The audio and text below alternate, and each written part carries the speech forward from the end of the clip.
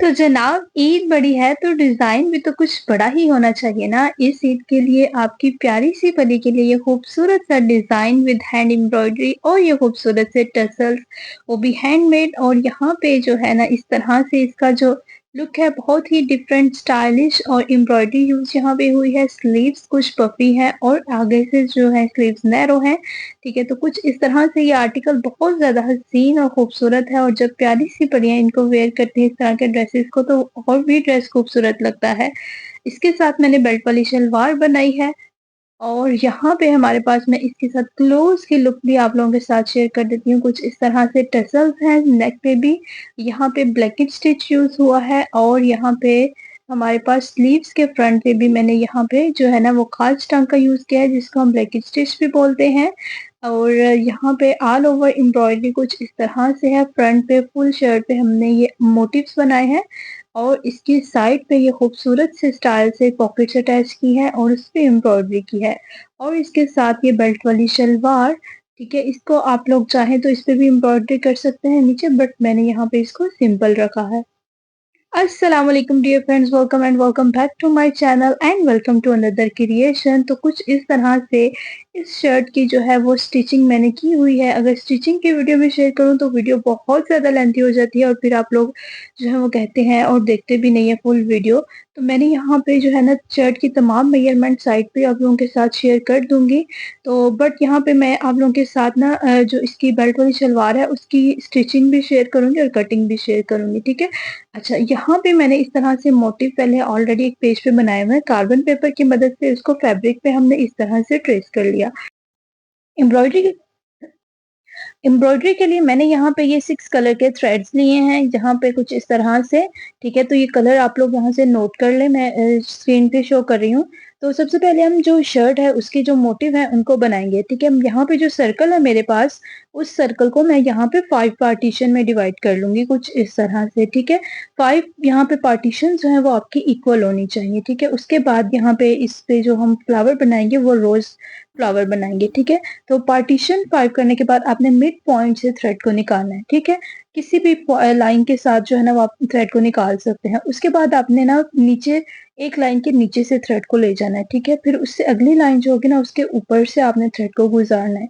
इसी तरह से आपने इस प्रोसेस को रिपीट करते जाना है। एक लाइन के नीचे से थ्रेड को गुजारना है और दूसरी लाइन के ऊपर से आएगा। ठीक है, फिर उससे नेक्स्ट एक लाइन के नीचे से, और उससे नेक्स्ट जो है ना वो लाइन के ऊपर से थ्रेड गुजारेंगे। और इस तरह से आपने इसको जो है ना वो राउंड राउंड में इस थ्रेड को घुमाते जाना है। ठीक है, तो इस तरह से जब ये पूरा सर्कल कंप्लीट हो जाएगा तो आप लोगों के पास बहुत ही खूबसूरत सा ना रोज बनकर आ जाए कुछ इस तरह से। ठीक है, अच्छा, ये रोज जो है ना वो बहुत ज्यादा खूबसूरत लगता है। इसको हम एम्ब्रॉयडरी में बहुत ज्यादा इसको यूज किया जाता है, और आजकल तो ब्रांड्स जो है वो भी कुछ इसी तरह के डिजाइन बना रहे हैं, छोटे छोटे मोटिव्स और उसके ऊपर जो है ना वो एम्ब्रॉयडरी यूज करते हुए। ठीक है, इसको हम पीछे से सर्कल कंप्लीट करने के बाद टकिंग कर देंगे। नेक्स्ट जो कलर मैं यहाँ पे ले रही हूँ, स्किन कलर ले रही हूँ, और यहाँ पे जो मैं स्टिच यूज करूंगी वो स्टीम स्टिच यूज करूंगी। अच्छा, इस तरह से आपने थ्रेड को निकाला और बैक साइड पे आना है, और थोड़ा सा कपड़ा उठाया और अपनी नीडल को बाहर निकाल दिया। ठीक है, बहुत इजी स्टिच है। मैं पिछली वीडियोस में भी आप लोगों को साथ बहुत डिटेल के साथ ये स्टिचेस जो है ना वो शेयर कर चुकी हूँ। तो इस तरह से दूसरी लाइन भी जो है ना इसके साथ वाली, वो भी मैं स्टीम स्टिच से बनाऊंगी कुछ इसी तरह से। ठीक है, तो इस लाइन को मैंने यहाँ पे कंप्लीट कर लिया है स्किन कलर की मदद से। और इसके साथ जो लाइन है उसको भी मैं इसी तरह से कंप्लीट कर लूंगी यहाँ पे। नेक्स्ट यहाँ पे जो कलर यूज मैं कर रही हूँ वो मेरे पास है ब्लू कलर, और इसके मेरे पास जो है ना यहाँ पे 4 स्टैंड यूज कर रही हूँ। ठीक है, हमारे पास जो गुच्छियों वाले धागे होते हैं ना वो यहाँ पे मैं यूज कर रही हूँ ब्लू कलर में, और उसके अंदर 6 स्टैंड्स होते हैं। मैंने 2 यहाँ से निकाल दिए, बाकी मैं 4 यहाँ पे ना यूज कर रही हूँ। अगर 6 जो है ना वो टोटल यूज कर लें तो वो ज्यादा थोड़ा सा ना मोटा मोटा सा लगता है। इस तरह से जो है ना वो ये फ्लैट होता है, और यहाँ पे ना बहुत अच्छी इसकी लुक आती है। जो स्टिच यहाँ पे मैं यूज कर रही हूँ लेजी डेजी स्टिच है। ठीक है, कुछ इस तरह से। उसके लिए आपने क्या करना है, इस तरह से नीडल निकालनी है, और इस तरह से ऊपर से थ्रेड को घुमा के उसी पॉइंट पे नीडल को ले जाना है, और फिर थोड़ा सा कपड़ा उठा के उसकी टकिंग कर देनी है। ठीक है, इस तरह से नीडल को निकाला, इस तरह से थोड़ा-सा कपड़ा उठाया और इस पॉइंट पे इसकी दोबारा ऐसे टकिंग कर दी। तो इस तरह से लेज़ी डेज़ी स्टिच बनेगा और इसकी जो साथ वाली लाइन है उसी पे भी मैं इस तरह से ही लेज़ी डेज़ी जो है ना वो स्टिच बनाऊँगी। अच्छा, इसके साथ जो पेटल है उसको मैं ब्लू कलर से ही फिल करूँगी, सिंपल फिलिंग मेथड से इसको फिल करूँगी। जो मिडल आपके पास स्टिच है ना उसको थोड़ा-सा हम बड़ा रखेंगे और उसके बाद जो साइडों वाले हैं ना उसको हम थोड़ा-थोड़ा ना छोटा करते जाएँगे और नीचे से बढ़ाते जाएँगे। इस तरह से लीफ की जो है ना बहुत ही खूबसूरत सी शेप आ जाएगी, ठीक है? अच्छा, इसके साइड पे थोड़ी-सी जो है ना मोटिव बनाते हुए यहाँ पे 2 जो है ना लीफ रह गए थे। अब इन दोनों लीव्स को भी मैं वैसे ही फिलिंग मेथड से इसको फिल करूँगी। यहाँ पे मैं सिंगल थ्रेड यूज़ कर रही हूँ। तो दरमियान वाला स्टिच बिल्कुल आपने मिड में एक स्टिच लेना है और फिर दोनों साइडों पे बार-बार आपने उससे छोटे स्टिचेस लेने हैं, ठीक है? एक दोनों साइडों पे ना एक साथ लेने हैं स्टिचेस लेने हैं। आप लोग चाहें तो पहले एक साइड कंप्लीट कर लें और फिर दूसरी साइड कंप्लीट कर लें। इस मेथड से भी हम लीफ बना सकते हैं, बट मैं यहाँ पे जो है ना दोनों साइड्स को इकट्ठे ही कंप्लीट कर रही हूँ। तो इसके साथ वाला जो लीव है ना उसको मैं यहाँ पे येलो कलर की मदद से बिल्कुल ऐसे ही फिल करूँगी। तो इसके साथ ही हमारा मोटिव जो है ना वो कंप्लीट हो जाएगा। अच्छा, यहाँ पे नेक्स्ट जो एम्ब्रॉयडरी करनी है वो हमने पॉकेट पे एम्ब्रॉयडरी करनी है और इसके लिए भी मैंने ऑलरेडी मोटिव जो है ना वो बनाया हुआ है। तो मोटिव जो है वो कुछ इस तरह से है। आप लोग जहाँ से जो है ना इसका स्क्रीनशॉट भी ले सकते हैं या एज़ इट इज़ जहाँ पे ना इसको ट्रेस कर सकते हैं। अच्छा, इसको मैं हमेशा से जो है ना मोटिव छोटे-छोटे जो इस तरह के मोटिव्स बनाती हूँ मैं घर पे ही बना लेती हूँ, क्योंकि मार्केट में जाके उसका प्रिंट करवाना थोड़ा मुश्किल हो जाता है और इस तरह से मार्केट के बार-बार चक्कर लगाना भी थोड़ा मुश्किल होता है। तो इस तरह से अपने वर्क को थोड़ा-सा स्मार्ट बनाएँ और इस तरह से मोटिव बना के तो उसको कार्बन पेपर की मदद से यहाँ पे घर पे खुद ही ट्रेस कर लिया करें, बहुत ईज़ी होता है और इससे काम भी आसान हो जाता है, ठीक है? अच्छा, यहाँ पे ये 2 मैंने रोज़ स्टिचेस बनाए हुए हैं, 3 यहाँ पे मोटिव्स के बनाए हैं और जो लाइन्स बनाई हैं वो स्टीम स्टिच की मदद से यहाँ पे मैंने जो है ना वो कंप्लीट कर दी हैं, ठीक है? उसके साइडों पे जो है ना मैं येलो कलर से सिंपल स्ट्रेट लाइन्स लगाई हैं और यहाँ पे जो साइड वाली लीव्स हैं, अच्छा, यहाँ पे जो लीफ मैं बना रही हूँ ना ये इस पे स्टिच जो है ना वो मैं फ्लाई स्टिच यूज़ कर रही हूँ, ठीक है? कुछ इस तरह से दरमियान में से एक स्टिच निकाल लिया मैंने, फिर आपने एक साइड से नीडल निकालनी है, ठीक है? उसको दूसरी साइड पे जाके आपने ना मिड पॉइंट से उस थ्रेड को निकालना है, ठीक है? इस तरह से आपके पास ये स्टिच कंप्लीट हो जाएगा। एक साइड से निकाला और दूसरी साइड से इस तरह से कपड़ा उठा के ना मिड पॉइंट पे इसको ले आए और यहाँ पे इसकी टकिंग कर दी, ठीक है? आई होप कि आप लोगों को ये जो है ना देखने में समझ आ रहा होगा।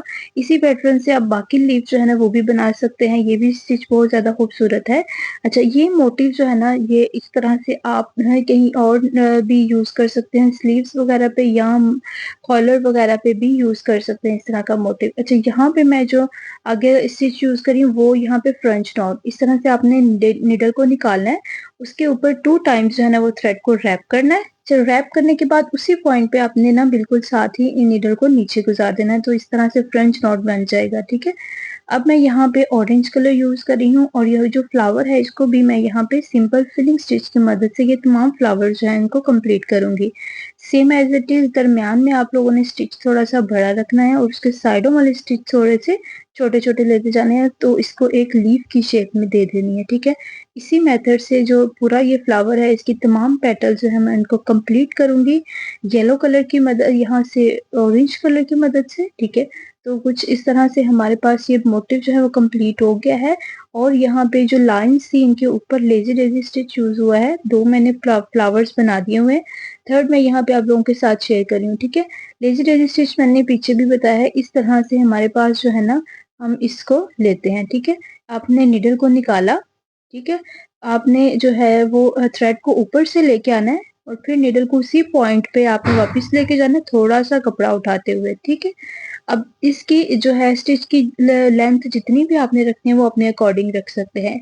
इनके मिड में यहाँ पे मैं फ्रेंच नॉट बना रही हूँ, 3-3 जो है ना वो नॉट्स मैं हर फ्लावर के अंदर बना रही हूँ, ठीक है? तो कुछ इस तरह से बहुत ही ज़्यादा खूबसूरत लग रहा है ये मोटिव, तो मोटिव हमारा तैयार हो चुका है, इसको मैं दोनों पार्ट में डिवाइड करूँगी, दोनों पॉकेट्स को। साइड पे जो एक्स्ट्रा फैब्रिक है उसको हम कट कर देंगे। अब इसके बैक पे मैंने लगाया है यहाँ पे फ्यूजिंग पेपर, साइड पे जो है ना इसकी फ्रंट से भी इसको इस तरह से फोल्ड करेंगे और तमाम साइड जो है वो हम नीचे की तरफ फोल्ड कर देंगे। तो यहाँ पे हमारे पास शर्ट भी कंप्लीट हो गई है। पॉकेट्स कुछ इस तरह से है, ये इसको मैं यहाँ पे साइड पे कुछ इस तरह से लगा दी हूँ। पहले मैं इसको ग्लू की मदद से यहाँ पे अटैच कर दूँगी और बाद में इसके ऊपर जो है ना उसके ऊपर ही हम सिलाई लगा देंगे, ठीक है? तो यहाँ पे इसको जो फिटिंग वाली सिलाई है जहाँ पे हमारे पास चौक स्टार्ट हो रहा है है वहां पे मैं इसको लगाऊंगी और ऊपर की तरफ जितना भी आएगा इसको हम लगा देंगे। ठीक है, तो इस पॉकेट के ऊपर हम लगाएंगे सिलाई और उसके बाद फिर इसके ऊपर भी हमें एम्ब्रॉयडरी करनी है।